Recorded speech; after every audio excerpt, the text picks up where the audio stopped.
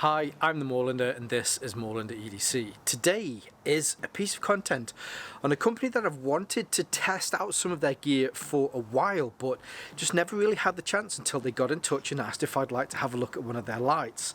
So today we're going to have a look at this tiny little beast. This can kick out up to 13,000 lumens from this tiny 11 centimeter little light. So let's turn the camera around and take a close look. But before we do, I just want to say a huge thank you to Imalent for sending this to me, and also thank you for your patience that it took so long for me to make this content and bring it out. But yes, let's turn the camera around and take a look at this wee little beastie.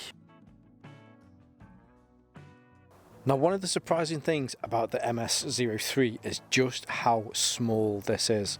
We'll go through, as we usually do, we'll go through some measurements, some materials, and then we'll go through some functions. But I'm just going to get back to that size. It really is shocking just how small this is. Measurements wise, it comes in at 110 millimeters by 36 millimeters here on the head, by 27 millimeters here on the grip. Now, I will say, so it almost feels as though you should hold it like this, where you're actually missing a little bit of room here for your fingers. Well, what you do with this is, as part of the head unit here, you hold on to the heatsink, so you kind of hold it like that, so that it fits perfectly. It fits perfectly into your hand. I will say that this does get warm, especially on its turbo mode of 13,000 lumens. But Imalent have done something which perfectly makes sense that they've done this. So not only do you have, we'll give you some details when we look at this in the dark as far as the times and when you have the kickdowns, but they have a thermal management control module within here to make sure that when it gets to a certain temperature, it will kick down. And that's mainly one, because your hands are so close to this when it gets hot, and two, the internal circuitry. It would be, I mean, it just makes sense that I think it's 55 degrees. So once it gets to 55 degrees, the body of the actual flashlight itself, it will then kick down. So if you did want to put it into its turbo mode and, it'll stay on for, let's say, 40 odd seconds, turn it back off and then try and get it back onto its turbo mode again, if it was still too hot, it wouldn't allow you to do that. Mainly for, one, the safety of your hand, and also two, the safety of the product.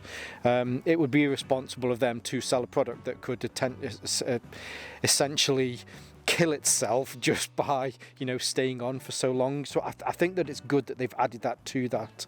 Now, to be able to reduce some of the heat, the components that this is made from, so it's made from an aerospace aluminium, as a lot of these lights are, so it makes it very light, but also with aluminium it does have quite good heat dispersal properties. So here around the end of the head unit here, you can see it has these quite aggressive heat sinks on here to help to disperse some of that heat. I suppose getting back to actually looking around the light itself. So there is your head unit.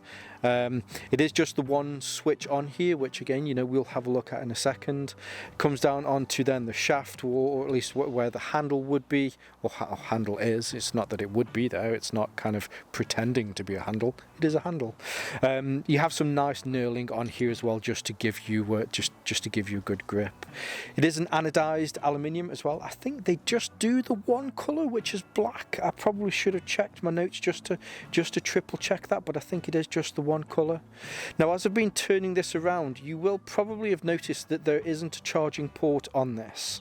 So the charging port itself is all done through the battery. So you unscrew the tail cap here. No magnet in the tail cap, but it is perfectly flat. So if you needed to, you could tail stand this. A lot of nice lubricant and also a little bit of grease on here, just to make sure that the water struggles to get in. Now, as far as an IPX or an IP rating, it's an IPX8. X being dust, it's not been tested for dust. 8 being water ingression. 8 is the highest that consumer electronics can really get to. And then on the inside, you'll see that there is a 21700 4000 milliamp hour battery in here. As far as the charging is concerned, hopefully you'll be able to see here you have USB Type-C here built into the battery. Now I know a lot of you have asked in the past, can you still use the light while it's being charged? Well, not really, because you need to have the battery out of the light while it's being charged. I don't think that this is a proprietary battery. I've tried a few other batteries in here. Who did I try? I tried an Ace Beam one in here, it fit perfectly, worked perfectly. Tried a Sophern one in here, again worked perfectly. I did try a Nightcore battery in here. Now, they looked to be the same battery, but the Nightcore just wouldn't go in. It just seemed a little bit too fat to fit in. But I'd say out of probably the six batteries, 21700 batteries that I've tested in here, actually 2 of them didn't work. There was a Nightcore one, and then there was a second Sophern one that just seemed to be about 5 or 6 millimeters shorter than this one, which was the connector wouldn't fit in there, but all of the others seem to work fine. I do this test with all of my lights. It's just something that I know my granddad always used to do, but you know, there's a little bit of play with half turn, again full turn, but then when you start to get down to the end here, that play completely disappears. Got a lot of confidence in the threads on there. They seem to be great. There's also a lot of turning on this as well. Usually you'd say have, I don't know, 2 or 3 full turns before you were fully screwed on. With this one, again, this isn't a complaint. I'd much prefer to have this, mainly so that, you know, 1, it's on there, 2, the O-ring in there is seated perfectly as well, and plus with that extra amount of grease that you've got on the threads, it does an extra good job to make sure that no light's going to get it. Sorry, no light. To make sure that no water is going to get in there. Now down at the business end, look at that, and this is where the 13,000 lumens comes from with this. So you have a flat, or at least you have 3 flat reflectors, rather than having a orange peel reflector in there. These are perfectly flat, which really does help to push some of that light out. It goes over 300 meters when it's on its turbo mode, with a reasonably high candela as well, which is great to see, which again will certainly help with the distance that you get from this. But let's not beat around the bush. This isn't a thrower, this is a floodlight, and that's what these 3 LEDs and the amount of lumens that comes out of this really is designed to do, is to flood that area in front of you. The lights that they've gone with, these are US made Cree XHP70 second generation LEDs, which I think for each of these you get close to 50,000 hours worth of light. So it's, you know, there's some good credentials, and they've made a wise choice with the LEDs. I think if you're going to want to produce this much light from a small light like this, you're not really going to want to scrimp and save on your LEDs. And yeah, one of the things, especially around the kind of the brand name that goes with Imalent, is they really don't kind of scrimp on that sort of stuff, which is why I've always wanted to try one of their lights out. So yeah, it's great that I've managed to get my hands on one. As previously mentioned, the UI is all done through this one single button here. When you turn it on, hopefully you'll be able to see there that there is a little green light. You'll definitely see this in the dark when we have this later. Now, as far as some of the lumen levels and that sort of stuff, I'm probably going to go through these quite quickly, mainly because for a light like this, you really do want to see it in the dark, and I'll go through them a little bit more in the dark. But to turn on and off, it's a simple press on, press off. There is a lockout function on this, should you be concerned that maybe you're in the high mode, because it does have a memory function. So whatever was the last mode that you were on, at the moment it's on just low, but if you were on high, turned it off, turned it back on again, it would come back on high. So if you're concerned about this turning on in your pocket, there is a lockout function. When it's off, you quickly press the button 3 times and it will lock that out for you, and then it's the same to unlock it. You press it 3 times to unlock. But to turn it on, simple press on, simple press off. At the moment we're on the low mode. There are, how many are there's 6 different light modes plus a strobe mode. You can double double press when it's on its turbo to get it onto its strobe mode, and then to move between each of the different luminosity levels you do a long press. Very, very kind of tried and tested UI that a lot of companies use. So low is well, actually, I mean, I put it on too low. It's not necessarily the first one, but it's the one that we have here. You can then do a long press, which will then take you up to middle low. Another long press, and I have to see if I can move this out a little bit so we can catch the light. Then takes you up to middle 1. Another long press is middle 2. Another long press is high, and then another, oh sorry, I did it wrong, and then a double press will then take you up to turbo. The amount of heat that is generated from this is crazy, and it really makes a lot of sense why they have that thermal control module that's in there. Now I think usually what I'd do is I'd go into timings and all of that sort of stuff, but let's have a look at this in the dark. Let's go out into the woods and let's see this perform so that you can get a real true understanding of just why this feels like it's defying all laws of physics. So when you first turn it on, or at least at its lowest point, sorry, I'm just in a bit of a puddle here, so I'm just going to move from this puddle. Actually, let's move over here. But at its lowest point, or at least its lowest setting, this is 150 lumens. So it's pretty high, I'd say, for a low mode. Generally, you find with a low or a moonlight mode, there is no moonlight mode with this.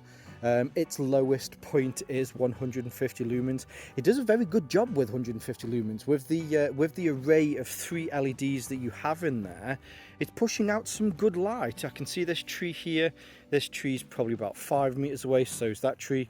The tree over there, which we can just about see, is probably about, say, 10-15 meters away.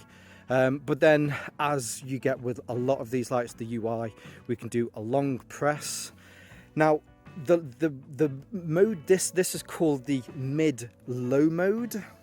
So you've got low, long press, then onto mid-low, and this is 800 lumens. So those trees that were or still in front of me here, very easy to see, very good quality light as well. I'd say it's a very clean light.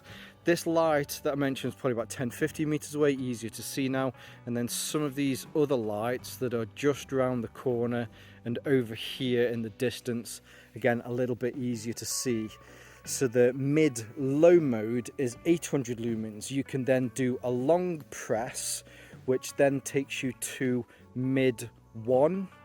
So the mid-1 on this doesn't feel as much as a jump because you've gone from 150 up to 800, and then the mid-1 is 1300 lumens. So I guess it's nearly twice the amount. Again, these trees, very easy to see. The trees in the distance are becoming a lot more clearer. You can spot the difference between the trees and the brush.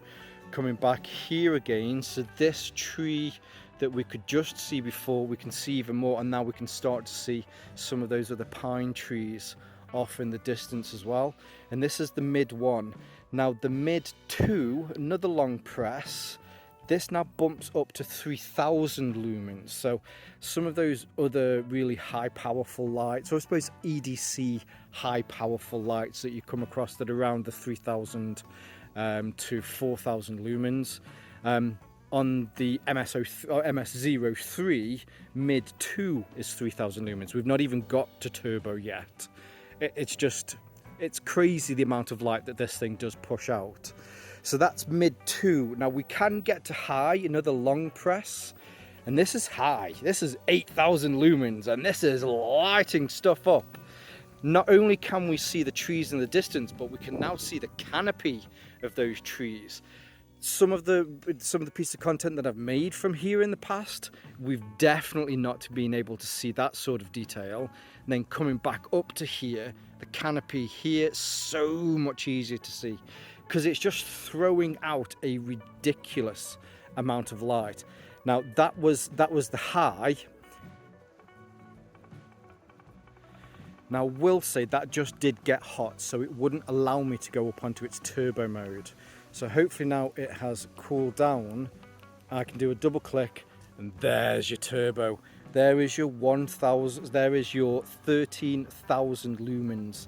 Now this gets incredibly hot very quickly, and I can already feel it getting warm in my hand. So this is where you can see, I'm just putting down in the details below here how the kick downs work with this. In fact, it has just kicked down, but I'll know this mainly because of the temperature that it's putting out. So I'm just going to put this back. Let's put this now down so we can get it onto low mode. Come on, there we go, onto low mode. So that should help to reduce some of the heat coming off of here. But absolutely amazing, 13,000 lumens.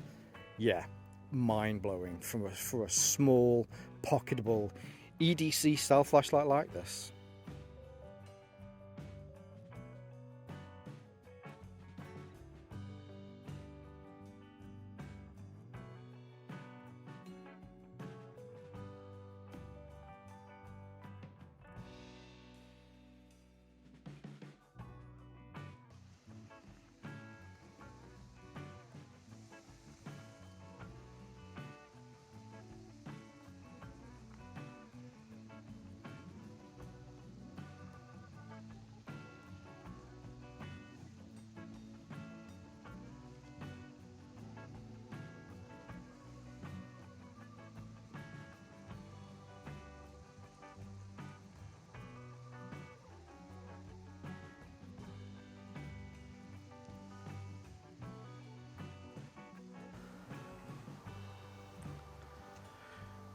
The MS03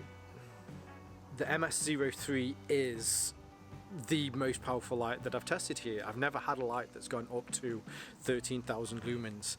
It almost feels as though it's kind of defying some sort of laws of nature or some sort of Newtonian physics that it's managing to kick out so much. The choice of LED that's in here, the fact that it's got, I mean, it really should have a 21700 battery in there. I can't imagine that an 18650 battery would be able to produce that, or maybe it would. Some of you probably know electrical circuitry better than I do, but I'm sure it would probably just sap all of the power out of that battery within a few minutes. But yes, I think for my first Imalent flashlight, I'm incredibly impressed with this. And I mentioned at the beginning of this that it's kind of took me a long time to make this, and that's mainly for a few reasons. First one being that I've been very lucky enough that I've just been very busy recently, but the second one being that I've had this in my pocket. This has been my go-to flashlight for the last 2 months, and yes, it's strange in the fact that it really shouldn't be this powerful. It's crazy just how bright this is, and hopefully through some of that night content it will show you just exactly how bright this thing can get as well. So a huge thank you to Imalent for sending this my way. I will leave some of Imalent's details below so that you can see more from them, see more from some of their I mean, this is almost a candle compared to some of their other lights that get even brighter. So I'll leave some of their links below so that you can see more from them and some of their social media feeds. I'll also leave some of my social media links here on Morelander EDC and also my sister channel Morelander Tactical. But for now, as always, stay safe, stay Morelander and stay EDC. And also, if you get one of these, try not to blind yourself with it, because you will do a lot. You will do a lot. You'll constantly have that little yellow weirdness in front of your eyes. Anyway, yes, see you soon. Hi, I'm the Morelander and this is Morelander EDC. Today, testing out a piece of quip.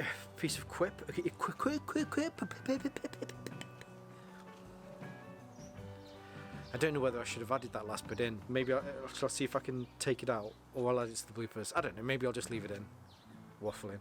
You really do blind yourself a lot with this. I'm not going to do it because I nearly did do it then and pointed at my eyes to do to see, but it's just crazy. Anyway, yeah, I don't know when this is going out. Wednesday maybe? Not sure. I might try and see if I can get this out beforehand. But yes, hope you're all good. Hope you're all having a good day, and I'll see you soon.